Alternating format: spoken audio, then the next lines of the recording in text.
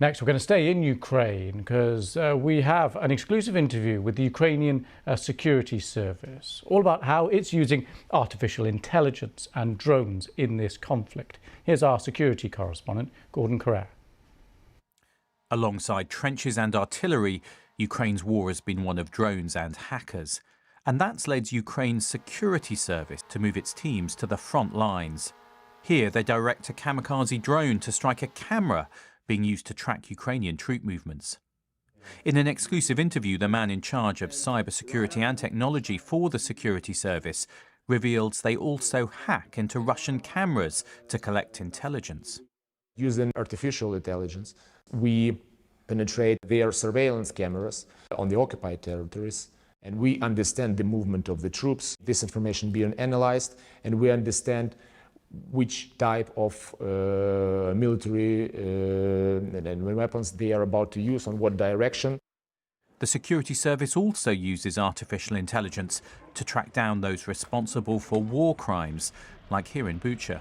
We use artificial intelligence as well, facial recognition, yes, so we get the information from cameras, from pictures, and then we understand who was exactly guilty in different war crimes conducted by Russian troops, who was the possible spotter, who was the possible traitor. So this is also a usage of artificial intelligence, and we have thousands of people that we've found exactly who they were.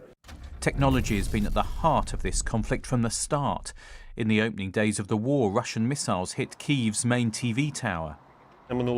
Last year, the Russians attacked this tower. They were trying to deprive Ukrainians of access to truthful information and destroy the infrastructure. The missile attack was accompanied by a cyber attack on the same facility.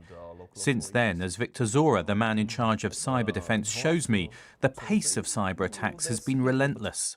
So these are serious incidents here. What is rated high and critical? But it's every day you're basically something's happening. Yeah. You don't have any days off. We don't have days off. It's often said that wars spur on innovation, and this conflict has been no exception. What we've seen here in Ukraine is an incredible pace by which new technologies have been adopted.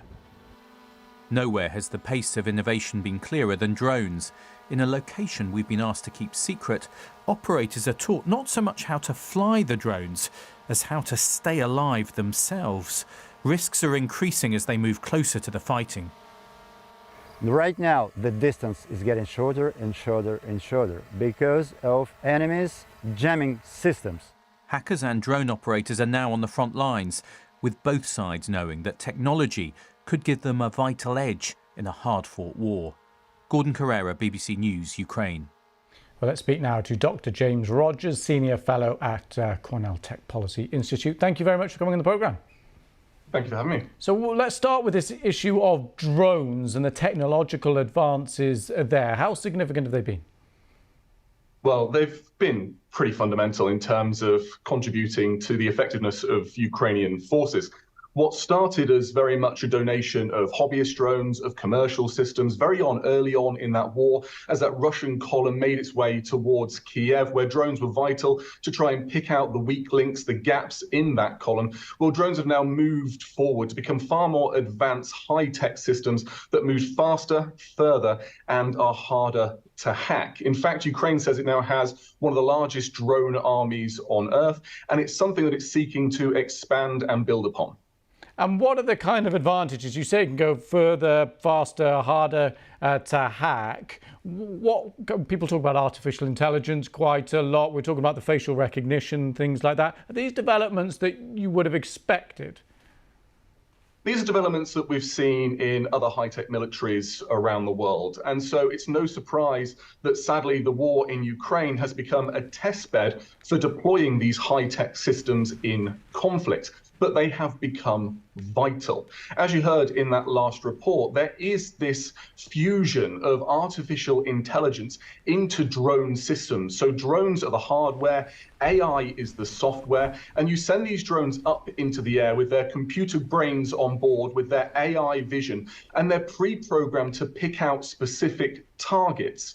And so what happens then is this information is relayed back to the targeteers, to those who are controlling these drones. They're processed through AI as well to pick out important points of intelligence. And it's from that you pick the targets through which you direct your artillery, or you direct the drones that are armed with small mortars, rockets, bombs, improvised devices. In essence, it's that detection through the AI of the drone that makes the precision of the strike happen. Okay, well, I want to just pick up on exactly that, because following that logic, at the moment, clearly, I presume a human being is at the other end deciding yes or no what to strike. But by conclusion of what you're saying, potentially there could be no human involvement at all.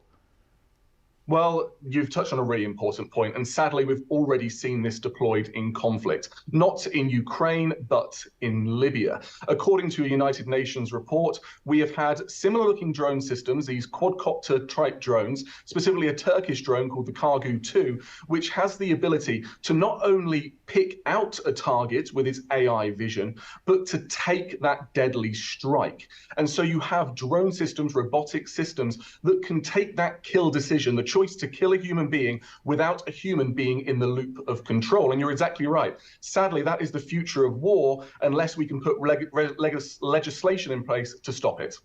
It's an extraordinary, chilling point to end on. We must leave it there. James Rogers, thank you very much for coming on the programme. Thank you.